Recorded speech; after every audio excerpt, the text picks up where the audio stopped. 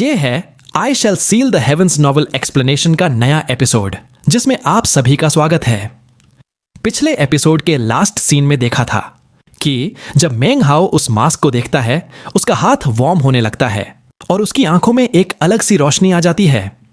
ऐसा लगता है कि वो मास्क को अपने चेहरे पर लगाने ही वाला है। मास्क जैसे ही उसके चेहरे के पास आता है, वो और ज्यादा गर्म हो जाता है और हल्की सी हिलावट करने लगता है। एक लाल खून सी ऑरा उससे निकलने लगती है। लेकिन जैसे ही मेंग हाओ उस मास्क को पहनाने ही वाला था, उसकी बैग ऑफ होल्डिंग में रखा हुआ कॉपर मिरर अचानक से एक तेज आवाज करता है। एक ऐसी आवाज जो पक्षी की चीख जैसी लगती है। वो चीख सीधा मेंग हाओ के दिमाग में घुसती है। उसका दिल जोर से कांपता है। उसकी आंखों की चमक तुरंत साफ हो जाती है और वो तुरंत मास्क को नीचे रख देता है। उसकी आंखों में एक ठंडी चमक आती है और वो चिल्लाता है, तुम मरना चाहते हो क्या, तुम डिस्कार्नेट सोल। अब आगे जब मेंग हाओ बोलता है, उसका लेफ्ट हाथ एक चमक से इनकैंटेशन जेस्चर बनाता है। फिर वो अपनी उंगली को अपने सोलर प्लेक्सस पर दबाता है और उसके मुंह से उसकी कल्टीवेशन बेस का थोड़ा खून बाहर निकलता है। यह खून बहुत ही प्रेशियस होता है क्योंकि कल्टीवेटर्स इसे बहुत ज्यादा नहीं निकाल सकते। लेकिन मेंग हाओ बिना रुके करता है। वो अपने होठों से वह कल्टीवेशन खून को उंगली से पहुंचता है और उस उंगली को उस मास्क पर दबाता है। उसके दिमाग में जो स्पिरिट डिवाउरिंग स्क्रिप्चर लिखा है, उसके हिसाब से मास्क को कंट्रोल करने का यह सबसे सिंपल तरीका था। उसकी उंगली धीरे धीरे अंदर चली जाती है, मास्क के गहरे हिस्सों तक। अंदर एक कोने में उदास और नफरत भरा चेहरा लेकर लाई क्लैन पेट्रियार्क बैठे हैं। लाई क्लैन पेट्रियार्क चिल्लाता है, तुम्हारी विल बहुत वीक है, इसीलिए यह मास्क तुम्हें कंफ्यूज करके अपने कंट्रोल में लेना चाहता था। मेंग हाओ का फिंगर रुकता है पेट्रियार्क के सामने। उसकी आंखें ठंडी हैं, वो कुछ नहीं बोलता। थोड़ी देर बाद वो उंगली को दबाता है। पेट्रियार्क एक तेज उदास सी चीख निकालता है। उसका शरीर धीरे धीरे धुंधला पड़ने लगता है, जैसे वो गायब हो सकता हो। ली क्लैन पेट्रियार्क गुस्से से गरजता है, अगर यह आउटसाइड वर्ल्ड होता तो मैं तुम्हें एक उंगली से 1000 बार तोड़ देता। उसकी आंखों में जिद भरी होती है, पर उसका शरीर धीरे धीरे फीका पड़ता है। मेंग हाओ अपनी उंगली रोकता है, धीरे से पीछे हटाता है, पर जैसे ही पेट्रियार्क चैन की सांस लेता है, मेंग हाओ फिर से उंगली को जोर से उस पर दबा देता है। इस बार पेट्रियार्क की चीख उदासी वाली नहीं, बल्कि दर्द से भरी होती है। उसका शरीर न सिर्फ धुंधला पड़ रहा था, बल्कि उसकी ब्लड ची भी खत्म हो रही थी। पेट्रियार्क बहुत कमजोर लगता है, पर फिर भी वो अपना सिर उठाकर मेंग हाओ की उंगली को घूरता है। मेंग हाओ ठंडी आवाज में कहता है, मुझे यह बताओ, क्या मुझे मास्क ने बिविच्ड किया था या तुमने छुपके से उसे कंट्रोल किया? दोनों को सब सच पता है। ये 2 फिंगर अटैक्स सिर्फ तुम्हारे लिए पनिशमेंट हैं और इसका इफेक्ट अभी गया नहीं है। अगर यह फिर हुआ तो मैं मेंग हाओ हमारे डील को तोड़ दूंगा और तुम्हें पूरी तरह मिटा दूंगा। वो अपनी उंगली पीछे खींचता है। पेट्रियार्क दिखता स्ट्रॉन्ग विल्ड है, पर अंदर से वो डर रहा होता है क्योंकि मेंग हाओ की रूथलेसनेस ने उसके दिल में डर भर दिया था। अभी थोड़ी देर पहले जब मेंग हाओ स्पिरिट डिवाउरिंग स्क्रिप्चर के एनलाइटनमेंट में था, पेट्रियार्क ने छुपके से कुछ स्पेशल ट्रिक्स इस्तेमाल करके मास्क को कंट्रोल करने की कोशिश की थी ताकि मेंग हाओ उसे पहने। लेकिन जैसे ही उसने सोचा कि वो जीत गया, मेंग हाओ होश में आ गया। मेंग हाओ मास्क को देखकर कहता है, यह डिस्कार्नेट सोल कुछ अलग ही है। यह ब्लड डिविनिटी की वजह से नहीं है, कोई और रीजन होगा। वो अपनी उंगली हटाकर थोड़ा खून निकालता है और उससे ली क्लैन पेट्रियार्क की स्पिरिट पर छोड़ देता है। जैसे ही खून गिरता है, वो एक लाल धुंध बनकर पेट्रियार्क को घेरता है। पेट्रियार्क की चीखें सुनाई देती हैं, पर मेंग हाओ का चेहरा बिल्कुल यूजुअल रहता है। वो अपनी स्पिरिचुअल सेंस वापस खींच लेता है और पेट्रियार्क को मास्क के अंदर छिलता हुआ छोड़ देता है। मेंग हाओ को ब्लड इमॉर्टल से जो लेगेसी मिली थी, उसमें एक वार्निंग थी, मास्क को कैजुअली मत पहनना, वरना अपने आप को खो सकता है। ब्लड इमॉर्टल ने मास्क का ओरिजिन भी नहीं बताया था और लगता था इसके अंदर अनेक रहस्य छुपे हैं, पर मास्क को पहनने के फायदे भी थे। ब्लड इमॉर्टल लेगेसी के बहुत सारे टेक्निक्स और मैजिक्स सिर्फ मास्क पहन के ही इस्तेमाल किए जा सकते थे, जैसे कि 4 बड़े मैजिक्स। लेकिन बिना core foundation cultivation base mask पहनना मना था। फिर भी ब्लड इमॉर्टल के 3 डिफीट के बाद बनाए गए टेक्निक्स, फिंगर, पाल्म और डेथ वर्ल्ड को मास्क की जरूरत नहीं थी, क्योंकि वो डायरेक्टली मेंग हाओ के दिमाग में ब्रांड किए गए थे। मेंग हाओ सोचता है, मैं लेगेसी का विनर हूं, पर अभी मास्क की पावर को कंट्रोल नहीं कर पाया और यह डिस्कार्नेट सोल कर पाया। मास्टिफ ने मास्क को वेपन स्पिरिट के रूप में ले लिया था तो फिर यह डिस्कार्नेट सोल कैसे कर पाया? उसका चेहरा शांत है, पर यह सवाल उसके दिल में भारी है। इसी वजह से उसने पेट्रियार्क को नहीं मारा। मेंग हाओ मास्क को अपने बैग ऑफ द कॉस्मोस में रख देता है और चुपचाप सोचता है। फिर वो अपना कॉपर मिरर निकालता है, हाथ में पकड़कर ध्यान से देखता है। अगर मिरर से आई आवाज ना होती तो वो मास्क पहन ही लेता। उसे नहीं पता था कि उसका नतीजा क्या होता, पर ब्लड इमॉर्टल की वार्निंग याद करके उसके दिल में थोड़ा डर जगता है। वो धीरे से कहता है, अभी की आवाज एक पक्षी की कॉल जैसी थी। वो मिरर को लंबे समय तक देखता है, अपनी स्पिरिचुअल सेंस भी भेजता है, पर कुछ नहीं होता। फिर वो मिरर वापस रख देता है। फिर वो पेट्रियार्क रिलायंस से मिला गुड लक चार्म उठाता है। पहले उसने कई बार इसको स्टडी किया था, पर कुछ समझ नहीं आया। इस बार अपने कल्टीवेशन बेस को घुमाकर स्पिरिचुअल एनर्जी भेजता है तो उसकी आंखों में चमक आ जाती है। वो मुस्कुरा के कहता है, तो इसका भी एक फंक्शन है। सोचता हूं, एल्डर सिस्टर सू अब कैसी होगी? इतने सालों से नहीं मिली, क्या वो मुझे याद करती होगी? उसके दिमाग में सू चिंग का ठंडा चेहरा उभर आता है जब वो कॉस्मेटिक एनहांसमेंट पिल के बारे में बात कर रही थी। उसके चेहरे पर एक गर्म मुस्कान आ जाती है। वो धीरे से बोलता है, इतने साल हो गए? वो अपना सिर उठाता है, दूर देखते हुए। लंबे वक्त तक चुप रहता है, फिर उठ के बैरन माउंटेन से उड़कर दूर चला जाता है। आधे महीने बाद ब्लैक सी सेक्ट टेरिटरी के अंदर एक बड़ी दीवार वाली सिटी। यह सिटी कल्टीवेटर से भरी हुई है। एक यंग आदमी एक इन में बैठा है। उसने लंबे काले स्कॉलर के कपड़े पहने हैं। हाथ में शराब का कप पकड़कर धीरे धीरे पी रहा है। कभी कभी वो अपना सिर उठाकर विंडो से सिटी सेंटर की तरफ देख रहा है, जहां एक काला पगोडा आसमान तक उठ रहा है। वो यंग आदमी थोड़ा सा डार्क स्किन वाला है, पर उसका अंदाज स्कॉलर जैसा है। उसके नक्श सुंदर हैं और कपड़ों की वजह से वो एक मॉडल स्कॉलर लगता है। उसकी छवि सिंपल पर एलिगेंट है।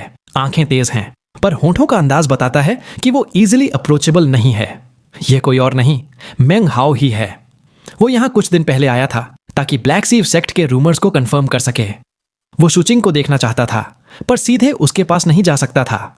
इसलिए उसने डिसाइड किया कि ब्लैक सी सेक्ट के बुलाए गए रोग फाउंडेशन एस्टैब्लिशमेंट कल्टीवेटर्स की गैदरिंग का फायदा उठाए। गैदरिंग कब होगी वो नहीं जानता, इसलिए पहले से आके इंफॉर्मेशन इकट्ठी कर रहा था। वो धीरे से बोलता है, मैंने कभी नहीं सोचा था कि यहां भी एक टावर ऑफ टैंग होगा। उसकी नजर उस दूर के काले पगोडा पर टिकती है। पहले वो सोचता था कि टावर ऑफ टैंग सिर्फ मॉर्टल्स के सिटीज में होते हैं, पर यहां कल्टीवेटर्स के शहर में भी है। वो चुपचाप टावर को देखता है, फिर अपना कप रख देता है। हाथ में एक पुराना क्रैक्ड जेड उठाता है। यह डीमन सीलिंग जेड नहीं, बल्कि पेट्रियार्क रिलायंस का गुड लक चार्म है। पहले उसने इसको समझने की कोशिश की थी, पर कुछ नहीं मिला। अब परफेक्ट फाउंडेशन बनाने के बाद क्लूज को जोड़कर समझ पाया।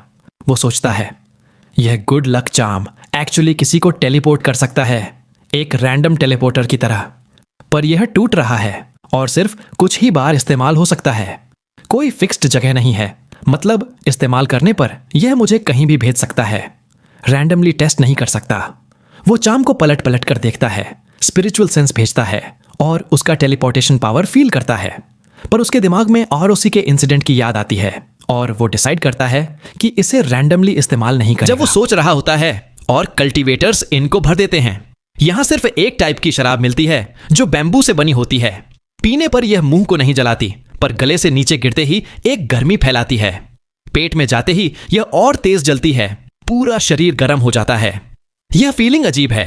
जो पसंद करे वो प्यार कर ले, जो ना करे वो एक ड्रॉप भी नहीं पीता। मेंग हाउ से ज्यादा दूर नहीं, एक ग्रुप कल्टीवेटर्स धीमी आवाज में बात कर रहा था। पहला कल्टीवेटर कहता है, सब लोग हमेशा से ज्यादा कॉशियस लग रहे हैं। आजकल यहां बहुत नए फाउंडेशन एस्टैब्लिशमेंट कल्टीवेटर्स घूम रहे हैं जो पहले कभी नहीं देखे। दूसरा कल्टीवेटर बोलता है, हाँ, सब रोग कल्टीवेटर्स हैं, मतलब अलग अलग तरह के, अच्छे भी और खतरनाक भी। मैंने तो कुछ दिन पहले एक आदमी देखा था, उसकी आंखों में बहुत इंटेंस किलिंग इंटेंट था। लगता है वो ब्लैक लैंड्स का कोई सैवेज कल्टीवेटर था। तीसरा कल्टीवेटर कहता है, यह सब लोग ब्लैक सीव सेक्ट के रिवॉर्ड के लिए आए हैं। ब्लैक सीव सेक्ट ने इस बार कुछ भी पीछे नहीं रखा। वो लोग सीव अर्थ पिल्स दे रहे हैं। यह पिल्स फाउंडेशन एस्टैब्लिशमेंट स्टेज के लिए 5 सबसे पावरफुल पिल्स में से एक हैं। सुनने में आया है कि वायलेट फेट सेक्ट का ग्रैंड मास्टर पिल डीमन भी इनकी तारीफ करता है। ब्लैक सीव सेक्ट के अलावा कोई इन्हें बना नहीं सकता। चौथा कल्टीवेटर समझाता है, बनाना नहीं चाहते ऐसा नहीं है, बना नहीं पाते। हर सीव अर्थ पिल पर एक टेलिस्मेनिक सील होती है।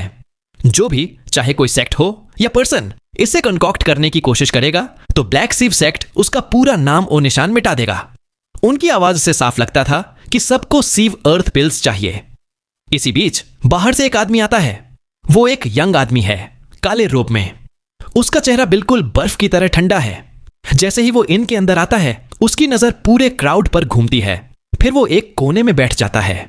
उसके हाथ में एक छोटा सा आयरन का टुकड़ा होता है, सिर्फ नेल के साइज का। वो उससे खेलते हुए सोचता है, कभी कभी रूम को घूर कर देखता है। मेंग हाओ का चेहरा यूजुअल ही रहता है। वो अपना कप उठाकर एक SIP लेता है। वो पूरा दिन वहीं बैठा रहा। बाहर सूरज की रोशनी फैल रही थी। इस वक्त तक उसने ब्लैक सीव सेक्ट के फाउंडेशन एस्टैब्लिशमेंट कल्टीवेटर्स की गैदरिंग के बारे में काफी कुछ सुन लिया था। कोई भी फाउंडेशन एस्टैब्लिशमेंट कल्टीवेटर, चाहे किसी सेक्ट या बैकग्राउंड का हो, बस पार्टिसिपेट करे तो उसे एक सीव अर्थ पिल मिलेगी। एक कल्टीवेटर दूसरे से पूछता है, पर असल में ब्लैक सीव सेक्ट करना क्या चाहता है? सदर्न डोमेन के 5 बड़े सेक्ट्स में से एक होते हुए वो इतने फाउंडेशन एस्टैब्लिशमेंट कल्टीवेटर्स को क्यों इकट्ठा कर रहे हैं? सीव अर्थ पिल्स देना मतलब काम बहुत ही डेंजरस होगा। दूसरा बंदा, जो ब्रदर सन है, बोलता है, तुम्हारा इन्फो पुराना है। मेरे सुने हुए रूमर्स के हिसाब से ब्लैक सीव सेक्ट को एक एंशिएंट बैटलफील्ड का साइट मिला है। वो लोग पहले भी उसे एक्सप्लोर करने गए, पर वहां एक एंशिएंट स्पेल ने रोक लिया। अब वो चाहते हैं कि जितने हो सके फाउंडेशन एस्टैब्लिशमेंट कल्टीवेटर्स इकट्ठा करें, ताकि उन्हें स्पेल के आई की जगह रखा जा सके और वो स्पेल तोड़ सके। पर यह बहुत ही खतरनाक है। तीसरा बंदा कहता है, जो भी हो, यह सब बस अफवाहें हैं। एंशिएंट बैटलफील्ड्स हमेशा ही अपशगुन वाले होते हैं, इसीलिए ब्लैक सीव सेक्ट इतना बड़ा रिवॉर्ड दे रहा है। उनकी आवाज बहुत धीमी थी, पर मेंग हाओ के लिए सुनना मुश्किल नहीं था। उसके पास 3 परफेक्ट डाउ पिलर्स थे और वो लेट फाउंडेशन एस्टैब्लिशमेंट स्टेज के कल्टीवेटर्स को भी टक्कर दे सकता था। एक परफेक्ट फाउंडेशन तो वैसे भी एक लेजेंड थी जो हजारों साल से नहीं देखी गई। जब वो मिड फाउंडेशन एस्टैब्लिशमेंट स्टेज तक पहुंचता तो वो किसी भी सेक्ट या क्लैन के डाउ चिल्ड्रन के बराबर होता। पर परफेक्ट फाउंडेशन होने का एक बहुत बड़ा डेंजर था, कोर फॉर्मेशन में एंट्री के वक्त। तब जो हेवनली ट्रिब्यूलेशन आता, वो आम कल्टीवेटर्स के ट्रिब्यूलेशन से कई गुना ज्यादा होता। मेंग हाओ को यकीन नहीं था कि वो उससे बचा पाएगा। अगर उसको ब्लड इमॉर्टल और एंशिएंट टेंपल ऑफ डूम का सपोर्ट न मिलता तो वो पहले ही ट्रिब्यूलेशन लाइटनिंग के नीचे मर चुका होता। मेंग हाओ सोचता है, कोर फॉर्मेशन ट्रिब्यूलेशन अभी बहुत दूर है। अभी सिर्फ सोच सकता हूं, पर टेंशन नहीं लेनी चाहिए। वो एक और SIP लेता है। गर्मी उसके शरीर में फैल जाती है। उसके दिमाग में शंगवन श्यू के टर्टल शेल की याद आती है, जिसमें परफेक्ट फाउंडेशन और परफेक्ट गोल्ड कोर का जिक्र था। वो धीरे से सोचता है, जब मैं कोर फॉर्मेशन तक पहुंचूंगा तो क्या मैं एक परफेक्ट गोल्ड कोर रिफाइन कर पाऊंगा? वो कैसा होगा? थोड़ी देर हेजिटेशन के बाद वो इस बात को साइड में रख देता है, लेकिन डिसाइड करता है कि अब से वो परफेक्ट गोल्ड कोर बनाने के लिए इंग्रेडिएंट्स कलेक्ट करना स्टार्ट करेगा। शाम होने वाली थी। इनमें अब सिर्फ कुछ कल्टीवेटर्स बचे थे। मेंग हाओ जैसे ही उठने लगता है, उसका चेहरा बदल जाता है। वो अपना सिर मोड़ता है और पीछे कोने की तरफ देखता है। वही काला रोब वाला यंग आदमी जो पहले चुप था, अब डायरेक्टली मेंग हाओ को ठंडी नजर से घूर रहा है। उसके शरीर से एक किलिंग ऑरा निकल रही थी, जो धीरे धीरे फैलकर एक लाशों का पहाड़ और खून का समुद्र बनने लगती है। वो बंदा ठंडी आवाज में कहता है, तुम्हारे पास एक चीज है जो मुझे चाहिए। उसकी आंखें सीधा मेंग हाओ पर टिकी रहती हैं। वो काला रोब पहने हुआ यंग आदमी अपनी सीट से उठता है। वो सीधे चल के मेंग हाओ के टेबल के सामने रुकता है, उसे कुछ पल ठंडी नजर से घूरता है, फिर चेयर खींच के बैठ जाता है। मेंग हाओ का चेहरा बिल्कुल काल्म रहता है। वो कुछ नहीं बोलता, बस अपना कप उठाता है और एक और सिप ले लेता है। काला रोब वाला बंदा कहता है, तुम्हारे पास एक थंडर क्लैप लीफ है। उसके बोलते ही वो अपना दायां हाथ उठाता है। उसकी हथेली में एक छोटी सी आयरन की चिप पड़ी होती है, जो काला हरा रंग का ग्लो छोड़ रही होती है। वो आगे बोलता है, ये कोई आम आयरन नहीं है, ये एक वुड आयरन ट्रेजर है, जो तब पैदा हुआ जब एक बड़ा ट्री पर लाइटनिंग लगी थी। ये स्पेशली लाइटनिंग वाले मेडिसिनल मटेरियल्स को सेंस करता है, जैसे कि थंडर क्लैप लीफ। तो क्या तुम अपना थंडर क्लैप लीफ ट्रेड करना चाहोगे? वो चिप को टेबल पर रखता है। मूवमेंट नॉर्मल लगता है, लेकिन जैसे ही उसका हाथ हिला, एक ग्लो उसके पाम से निकल के बिजली का आर्क बनाता है, जो पूरे एरिया में फैल जाता है। ये बंदा मिड फाउंडेशन एस्टैब्लिशमेंट स्टेज का कल्टीवेटर था। उस आर्क के साथ उसका कल्टीवेशन बेस भी फैल के पूरे इन को कवर कर लेता है। मेंग हाओ को भी उसके शरीर से धीरे धीरे किलिंग इंटेंट निकलता है, जैसे अगर मेंग हाओ जरा भी नो बोलने की कोशिश करे तो वो तुरंत अटैक कर देगा। उसकी आंखें बर्फ की तरह ठंडी चमक रही थीं। मेंग हाओ शांत आवाज में कहता है, हट जा, और एक और सिप लेता है। जैसे ही ये शब्द निकलते हैं, काला रोब वाला बंदा भौंचक्का हो जाता है। वो थोड़ी देर सोच के ठंडी मुस्कान के साथ बोलता है, मैं बहुत सालों से ब्लैकलैंड से बाहर नहीं आया। लगता है बाहर के लोग बहुत ज्यादा एरोगेंट हो गए हैं। वो धीरे धीरे अपना हाथ उठाना शुरू करता है। मेंग हाओ अपना सिर उठाता है और उससे सीधा देखता है। जैसी ही मेंग हाओ की नजर उसकी आंखों से मिलती है, वो पूरा कांपने लगता है। जो हाथ वो उठाने लगा था वो तुरंत वहीं रुक जाता है। उसका दिल तेजी से धड़कने लगता है। मेंग हाओ की आंखें दो तेज तलवारों की तरह लग रही थीं, जो उसके अंदर घुस के उसके दिल को छेद रही थीं। उसका दिमाग घूम जाता है, उसकी स्पिरिचुअल सेंस हिलने लगती है और एक बर्फ जैसी ठंडक उसके अंदर फैल जाती है। पूरा शरीर ठंडे पसीने से भर जाता है। कोई किलिंग इंटेंट नहीं था मेंग हाओ की आंखों में, सिर्फ एक ऐसा दबाव जो उसके पूरे शरीर को पेट्रीफाई कर देता है। सिर्फ एक नजर से ये सैविज कल्टीवेटर, जो ब्लैकलैंड्स के खून खराबे वाले बैटल्स का आदती था, पूरा कांप उठता है। उसको लगता है कि मेंग हाओ कोई अर्ली फाउंडेशन एस्टैब्लिशमेंट का कल्टीवेटर नहीं, बल्कि एक सैविज स्पिरिट है जो उसे जिंदा निगल लेगा। उसका दिल और तेज धड़कने लगता है। उसका कल्टीवेशन बेस भी दबाव में आ जाता है। उसका चेहरा सफेद पड़ जाता है और वो हिल नहीं पाता। मेंग हाओ पूरे वक्त बिल्कुल काल्म रहता है। वो जानता है कि चाहे ये बंदा मिड फाउंडेशन एस्टैब्लिशमेंट का हो, पर अगर वो चाहे तो उसे मारने में ज्यादा वक्त नहीं लगेगा। वो अपना कप नीचे रखता है, उस बंदे को एक आखिरी ठंडी नजर देता है और अपनी स्लीव हिला के इन से बाहर निकल जाता है। जैसे ही मेंग हाओ निकलता है, काला रोब वाला बंदा की आंखों में चमक आती है। वो मेंग हाओ की दूर होती पीठ को देखता है। उसका दिल अभी भी डर से कांप रहा होता है। अभी थोड़ी देर पहले वो पूरा दबाव में था। कोई बैटल मैजिक नहीं, सिर्फ मेंग हाओ की स्पिरिचुअल सेंस का शुद्ध दबाव। वो अपने मन में सोचता है, ये बंदा असल में किस लेवल का कल्टीवेटर है। उसका कल्टीवेशन बेस तो अर्ली फाउंडेशन एस्टैब्लिशमेंट लगता है, पर उसकी स्पिरिचुअल सेंस मेरी तुलना में कई गुना ज्यादा है। और जब उसने मुझे देखा, चाहे कोई किलिंग इंटेंट नहीं था, पर मेरा दिमाग पूरा हिल गया। जैसे ही मेंग हाओ दूर होता है, वो तुरंत उठता है और उसके पीछे चल पड़ता है। वो जोर से पुकारता है, फेलो दाओइस्ट, रुक जाइए। सीनियर, मेरा नाम लू ताओ है, कृपया मेरी बात सुनिए। वो जल्दी से मेंग हाओ के पास पहुंचता है। अब उसका एटीट्यूड पहले से बिल्कुल बदल चुका होता है। लू ताओ जल्दबाजी में बोलता है, मैं तुम्हारे थंडर क्लैप लीफ के लिए पैसे देने को तैयार हूं। अगर तुम इसे बेच दो, फेलो दाओइस्ट, मैं बहुत शुक्रगुजार होऊंगा। जो तुम्हें चाहिए, जो मेरे पास है, मैं दे दूंगा। चलो बात करते हैं। मेंग हाओ बस थोड़ा सा भौहें चढ़ाता है, कुछ नहीं बोलता और आगे चलने लगता है। लू ताओ फिर कहता है, फेलो दाओइस्ट, मैं तुमसे विनती करता हूं, चाहे जितने स्पिरिट स्टोन्स, मैजिकल आइटम्स या मेडिसिनल पिल्स हो, मैं नेगोशिएट करने को तैयार हूं। अगर मेरे पास नहीं है तो मैं वो ढूंढ के तुम्हें ट्रेड में दूंगा। वो देखता है कि मेंग हाओ उससे दूर एक सुनसान गली की तरफ जा रहा है। ये देख के उसका मन घबरा जाता है। उसे याद आता है कि उसने शुरू में ही गलत अप्रोच लिया था, इसलिए वो और प्रोवोक करने की हिम्मत नहीं करता। लू ताओ हिम्मत करके बोलता है, फेलो दाओइस्ट, क्या तुम यहां ब्लैक सीव सेक्ट के सिव अर्थ पिल्स के लिए आए हो? आजकल उन्हें पाना मुश्किल नहीं, पर उनके साथ सेफली बच के निकलना अलग बात है। अगर तुम अपना ट्रेजर ट्रेड करने पर बात करना चाहते हो तो मैं तुम्हें ब्लैक सीव सेक्ट के एक डिसाइपल से मिलवा सकता हूं। उसके पास ऐसी इंफॉर्मेशन है जो बाहर वालों को कभी नहीं मिल सकती। ये तुम्हारी चांसेस बहुत बढ़ा देगी कि तुम अपना सीव अर्थ पिल लेकर जिंदा वापस जा सको। जब तक वो बोल रहा होता है, मेंग हाओ चुपचाप चलता रहता है। अब दोनों एक सुनसान छोड़ी हुई गली में होते हैं। लू ताओ जबरदस्ती एक मुस्कान के साथ बोलता है, फेलो दाओइस्ट, सीनियर, मुझे वो थंडर क्लैप लीफ बहुत चाहिए। ये मेरे लिए बहुत जरूरी है। क्या ऐसी कोई चीज है जो तुम चाहते हो, जिसके बदले में मैं इसे ले सकूं? वो थोड़ा धीरे चलने लगता है। अचानक मेंग हाओ रुकता है और उसकी तरफ मुड़ता है। उसके चेहरे पर ना गुस्सा है, ना खुशी, बस ठंडा सा एक्सप्रेशन। मेंग हाओ शांत आवाज में कहता है, अपना वुड आयरन ट्रेजर निकालो, मुझे देखने दो। उसकी आंखों में तेज चमक आती है। लू ताओ तुरंत घबरा जाता है, पर बिना कुछ कहे वो वुड आयरन ट्रेजर निकाल के मेंग हाओ को दे देता है। वो चिप हवा में उड़ के मेंग हाओ के हाथ में गिरती है। मेंग हाओ उसमें अपनी स्पिरिचुअल सेंस भेजता है और तुरंत महसूस करता है कि उसके बैग ऑफ द कॉस्मोस में रखा थंडर क्लैप लीफ एक बिजली जैसी ऑरा छोड़ रहा है जो वुड आयरन चिप एब्जॉर्ब करती है। चिप चमकने लगती है।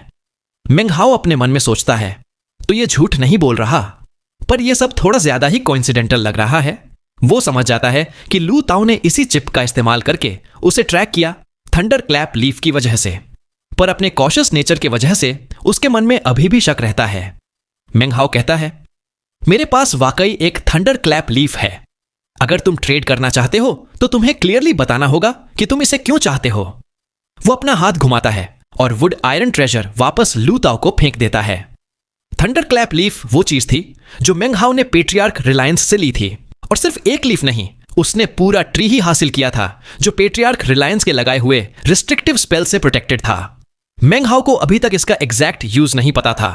उसे सिर्फ इतना मालूम था कि लाइटनिंग फ्लैग से वो इन थंडर क्लैप लीव्स को प्रोटेक्ट और रैप कर सकता है। लू ताओ थोड़ा रुकता है और मेंग हाओ को देख के इरिटेट होता है। फिर वो दांत भींच के बोलता है, सीनियर, मेरे पास एक लाइफ मैजिक है जो सिर्फ लाइटनिंग फ्रिंज माउंटेन्स के स्पेशल स्टोन से रिफाइन होता है।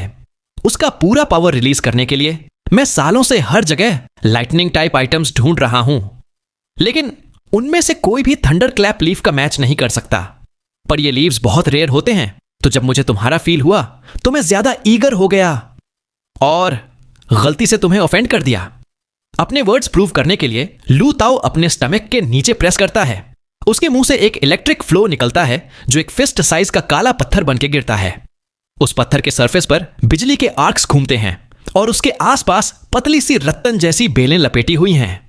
मेंग हाओ ठंडी आवाज में कहता है, और ये जो तुम ब्लैक सीव सेक्ट के बारे में बोल रहे थे वो क्या है? लू ताओ जल्दी बोलता है, मैं तुम्हें ब्लैक सीव सेक्ट के एक बंदे से मिलवा सकता हूं।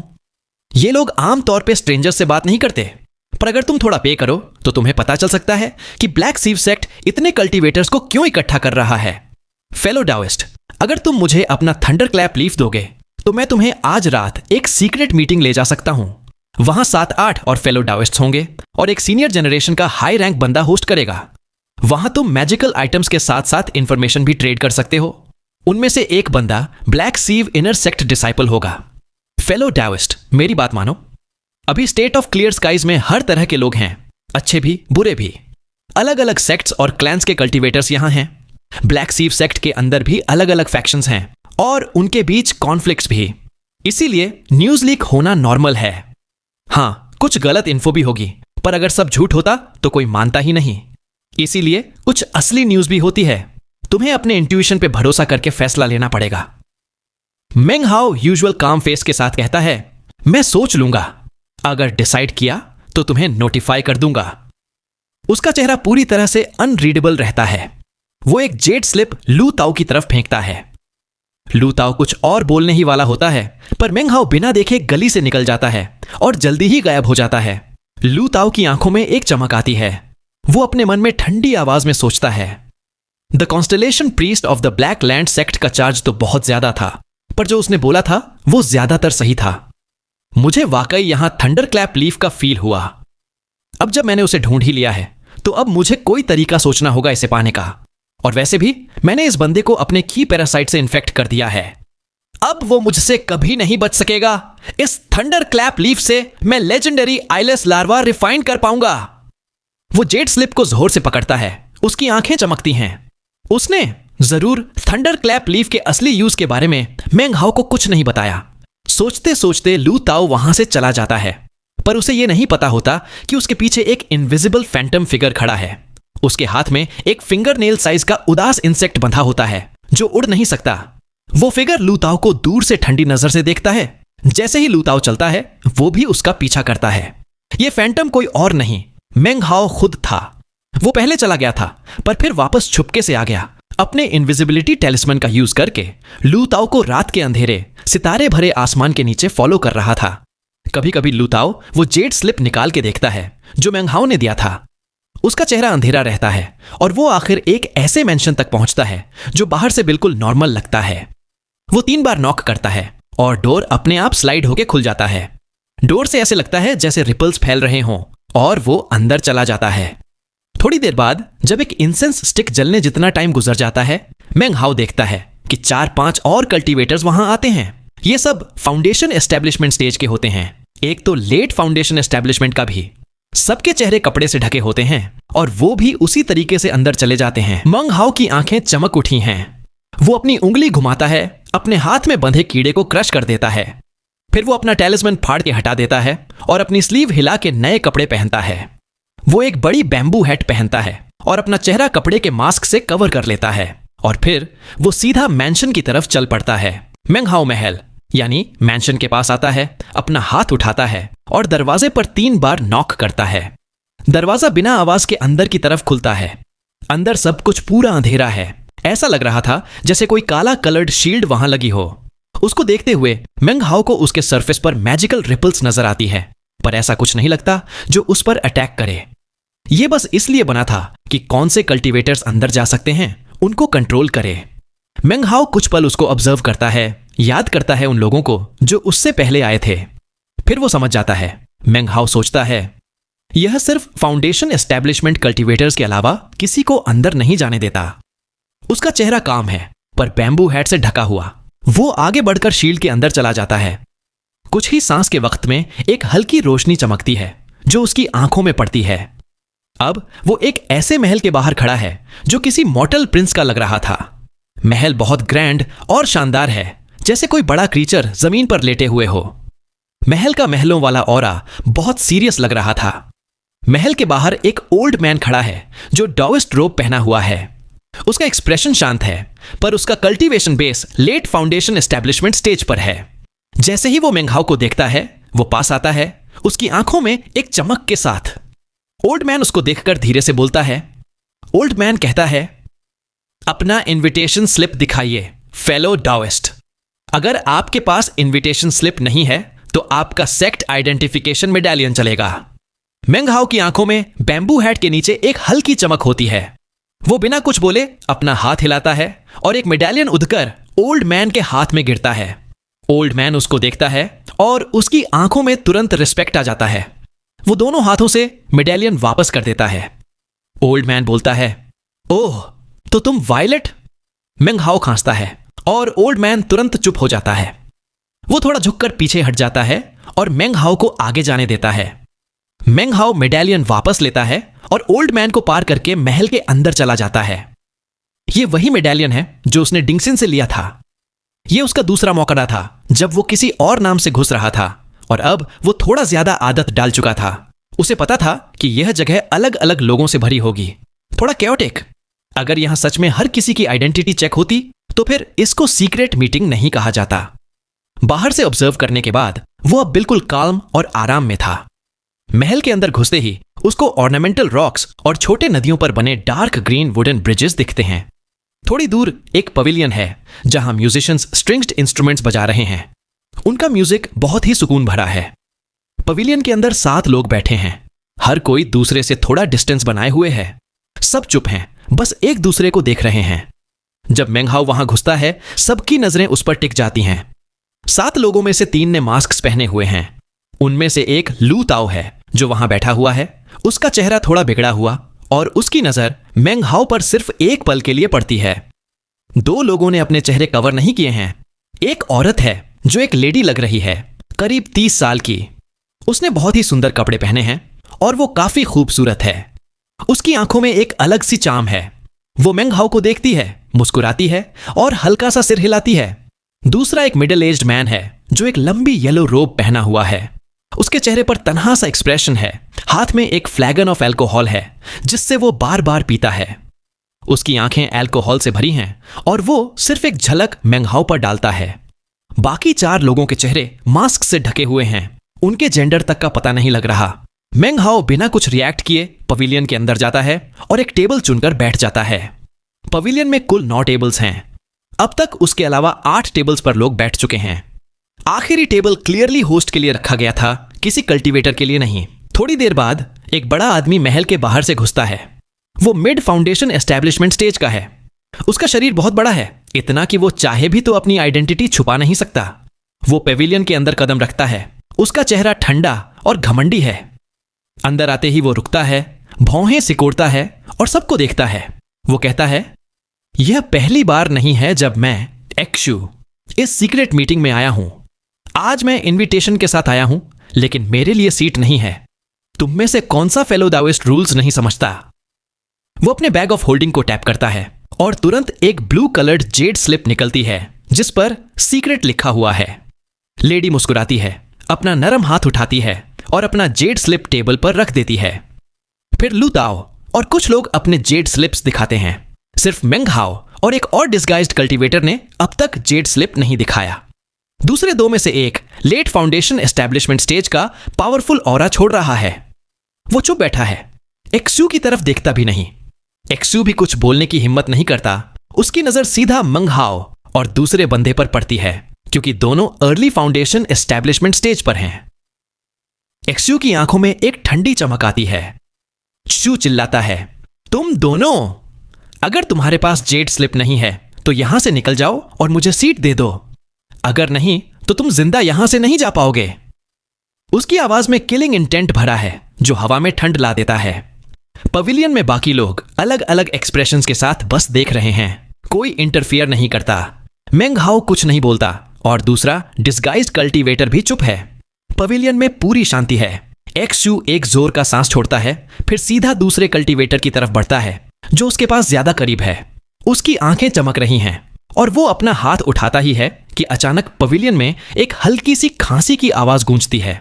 सब लोग इंक्लूडिंग शू अपने सिर घुमाते हैं। एक ओल्ड मैन जो लंबी येलो रोब पहना है अंदर आता है। उसका चेहरा शांत है और उसका शरीर ऐसा लग रहा है जैसे आधा इल्यूजरी और आधा रियल हो।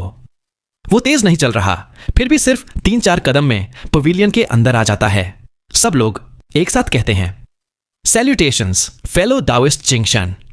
मेंग हाओ को छोड़कर सब लोग तुरंत खड़े हो जाते हैं।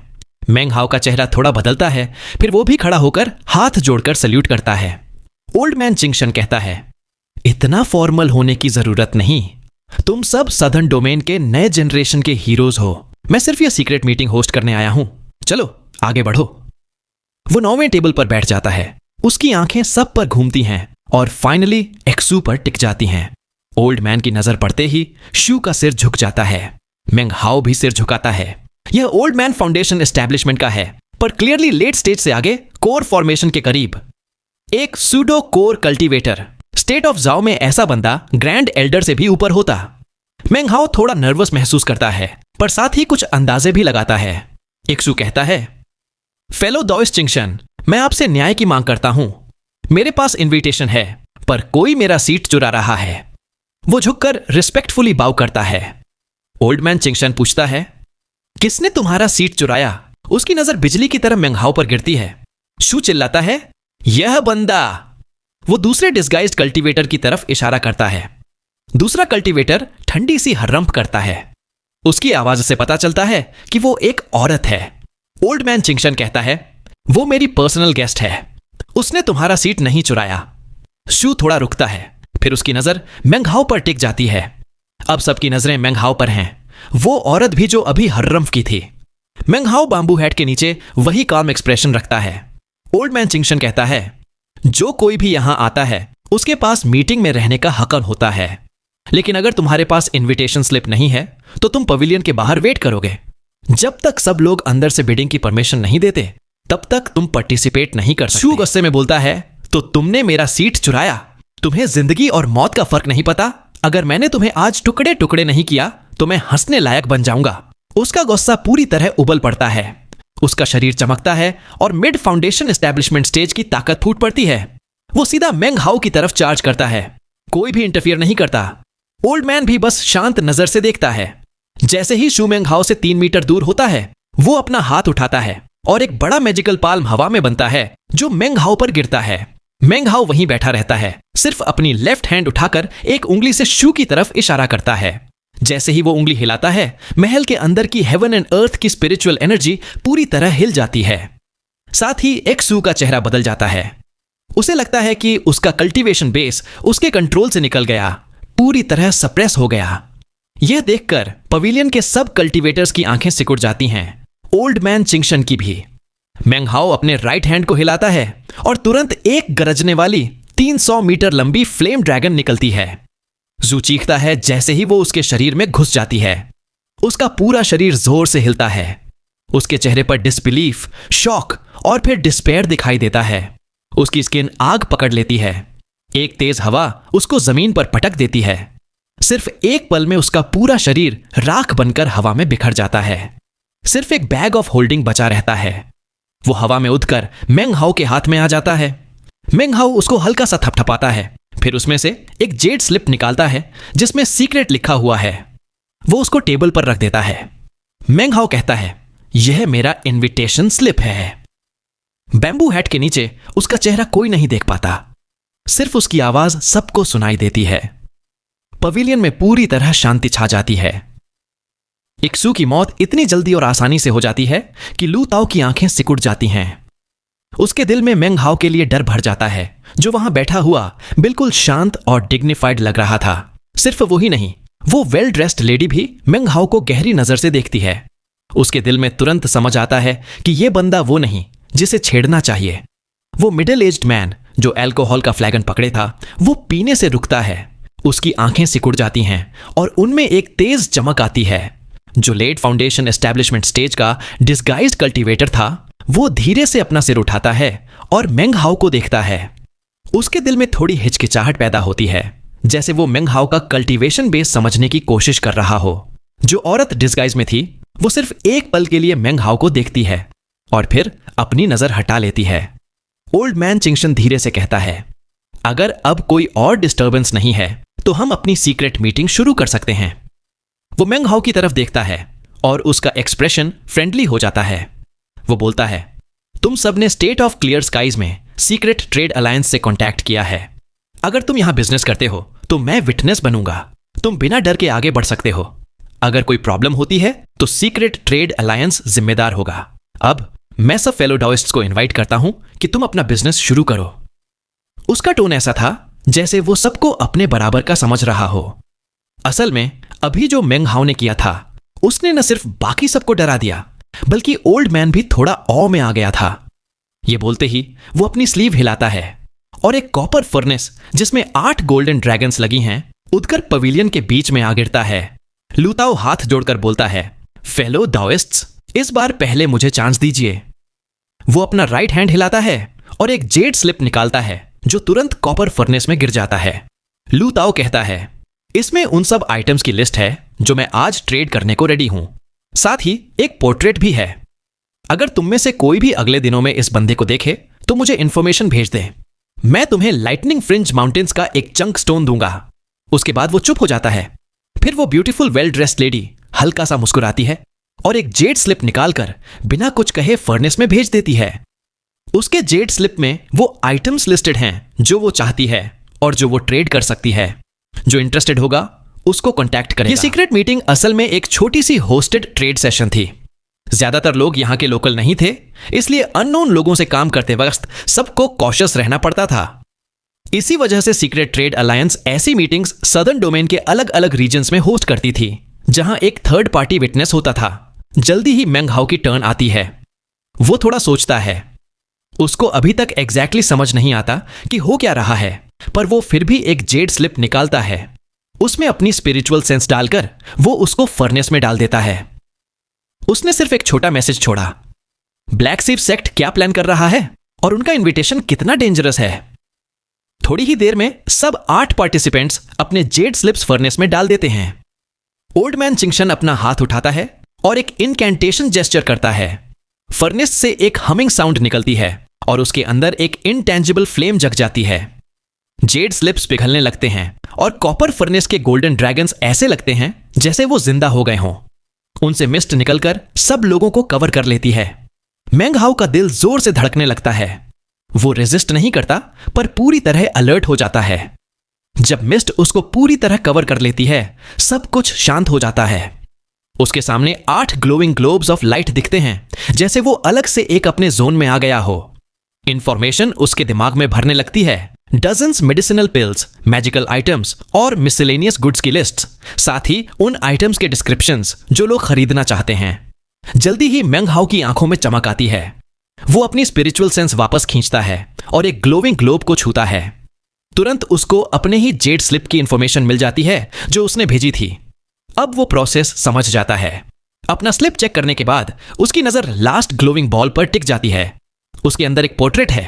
उसको देखकर मेंग हाओ ठंडी सी हंसी करता है। वो पोर्ट्रेट उसका खुद का है और उसके बदले में जो आइटम चाहिए था वो था थंडर क्लैप लीफ। मेंग हाओ सोचता है, तो इस सीक्रेट मीटिंग में तुम कुछ भी डिमांड कर सकते हो। ये मेथड बुरा नहीं है।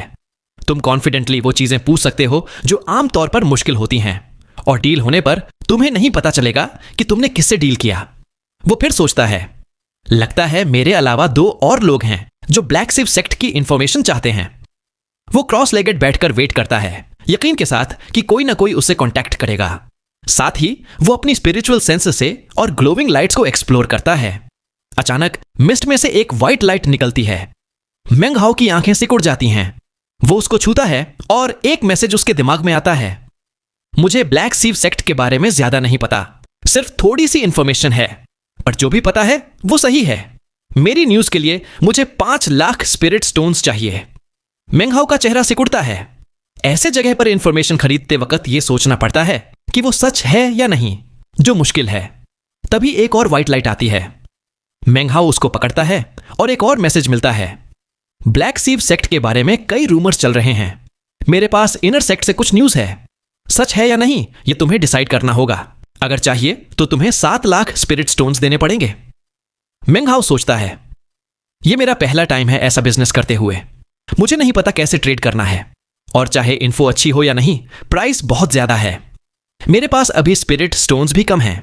वो इन मैसेजेस को इग्नोर करके और ग्लोविंग लाइट्स को चेक करता है। कई लाइट्स अपडेटेड हो चुकी हैं, डिटेल्स बदली हैं या प्राइसेस बढ़ गई हैं। तभी उसके कॉस्मोस बैग में रखा कॉपर मिरर अचानक गर्म हो जाता है।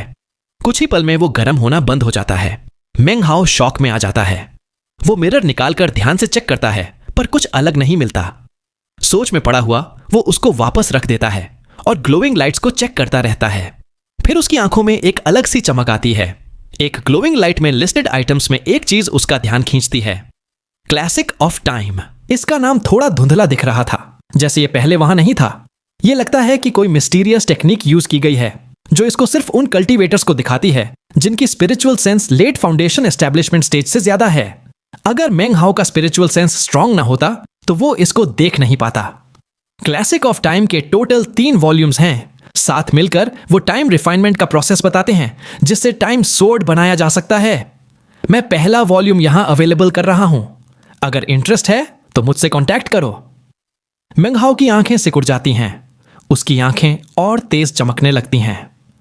फाउंडेशन एस्टेब्लिशमेंट पिल्स की डिमांड के मल्टीपल रिक्वेस्ट्स को वो इग्नोर करता है क्योंकि उसका ध्यान सिर्फ क्लासिक ऑफ टाइम पर है। और तब टाइम रिफाइन होता है। जिंदगी कुछ नहीं, इस सोर्ड का मैजिक अलग अलग नतीजे दे सकता है। 3 सोर्ड से स्ट्रॉन्ग मैजिक, 9 से और भी पावरफुल मैजिक, और 18 से टाइम को खत्म किया जा सकता है। मिस्टिकल ट्रीज से टाइम सोर्ड बनाया जा सकता है क्योंकि उनमें टाइम का एसेंस होता है। इनमें spring and autumn tree, missing breath tree और सबसे बेस्ट स्पिरिचुअलाइजेशन ट्री शामिल हैं। अगर ये नहीं मिले तो मिस्टिकल 1000 टाइम्स ट्री भी यूज हो सकता है। मेंग हाओ की आंखों में तेज चमक आती है। वो अपनी स्पिरिचुअल सेंस वापस खींचता है, गहरी सांस लेता है।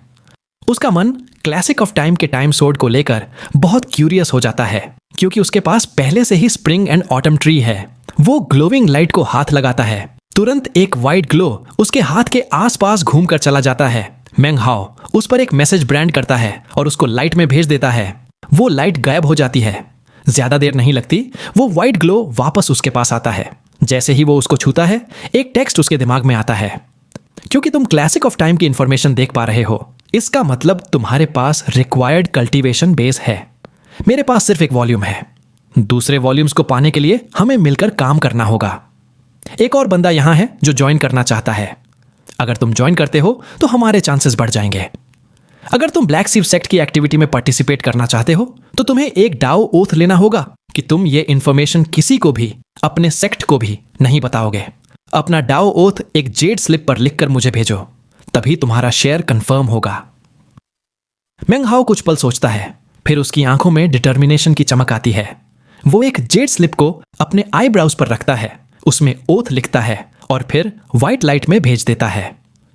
जेड स्लिप और लाइट दोनों गायब हो जाते हैं। कुछ वक्त गुजरता है। मेंग हाओ की आंखें और चमकने लगती हैं। जब और व्हाइट ग्लोविंग लाइट्स आती हैं। उनमें से एक में उसको वो मैसेज मिलता है जो वो वेट कर रहा था। 1 साल पहले ब्लैक सीव सेक्ट को एक सीक्रेट मैप मिला। मैप एक एंशंट ब्लेसेड लैंड की राह दिखाता था। ब्लैक सीव सेक्ट पिछले 1 साल में कई बार वहां घुसने की कोशिश कर चुका है, पर एक प्रेसिपिस के आगे रुक गया है। उस प्रेसिपिस में सिर्फ फाउंडेशन एस्टैब्लिशमेंट कल्टीवेटर्स घुस सकते हैं। जो भी लोग वहां घुसेंगे उन्हें ब्लैक सीव सेक्ट की कंडीशंस माननी होंगी। जो जितने ऑब्जेक्ट्स वहां से वापस लाएंगे उन्हें उतने ही सिव अर्थ पिल्स मिलेंगे। मीटिंग प्लेस उस एंशंट सैवेज लैंड में है जहां सूरज और चांद की शैडोज मिलती हैं। वहां तुम्हें 10 दिन में पहुंचना होगा। जल्दी से ब्लैक सीव सेक्ट के ग्रुप ऑफ रोग फाउंडेशन एस्टैब्लिशमेंट कल्टीवेटर्स के साथ जुड़ जाओ। मिंग हाओ का चेहरा सोच में पड़ जाता है। व्हाइट लाइट गायब हो जाती है, पर उसकी आंखों में गहरा विचार है। वो सोचता है, आजकल स्टेट ऑफ क्लियर स्काइज में इंफॉर्मेशन हर जगह बिखर रही है और सच या झूठ बताना मुश्किल है, पर ज्यादातर बातें किसी एंशंट बैटल ग्राउंड या ब्लेसेड लैंड के आसपास ही लगती हैं। यह कहना कि स्टेट ऑफ क्लियर स्काइज का केओस ब्लैक सीव सेक्ट से जुड़ा नहीं है बेकार है, पर वो सीव अर्थ पिल मेरे लिए जरूर काम आएगी। मेंग हाओ ने सीक्रेट मीटिंग से ब्लैक सीव सेक्ट के बारे में काफी कुछ सीखा, पर जितना सीखता गया उतना ही उसका डाउट बढ़ता गया। वो सोचता है, मुझे वहां जरूर जाना होगा। उसकी स्पिरिचुअल सेंस ग्लोविंग लाइट्स पर फिर घूमती है। वो उसको वापस खींचने ही वाला था कि अचानक उसकी प्यूपिल्स सिकुड़ जाती हैं। क्रॉस लेगेड बैठने के बावजूद उसका स्पिरिट अचानक तेजी से उभर जाता है। उसकी नजर फिर वही ग्लोविंग लाइट पर जाकर टिक जाती है जहां क्लासिक ऑफ टाइम का डेटा था। अब वहां एक नया आइटम लिस्टेड होता है, एक मेडिसिनल पिल। उस पिल का नाम था कॉस्मेटिक कल्टीवेशन पिल। यह एक आम पिल थी, ज्यादा महंगी नहीं और बाकी पिल्स के बीच में कोई खास ध्यान खींचने लायक नहीं थी। पर मेंग हाओ के लिए यह पिल 6 या 7 साल पुरानी यादों को वापस ले आती है। चांदनी रात के नीचे एक खूबसूरत मंजर की यादें। मेंग हाओ धीरे से कहता है, मुझे कभी लगता नहीं था कि मैं एक कॉस्मेटिक कल्टीवेशन पिल को यहां देखूंगा। वो पिल का प्राइस चुकाता है और जल्दी ही एक ग्लोविंग व्हाइट लाइट उस पिल को उसके पास ले आती है। जैसे ही पिल उसके हाथ में गिरती है, मेंग हाओ का पूरा शरीर सरप्राइज से कांप उठता है।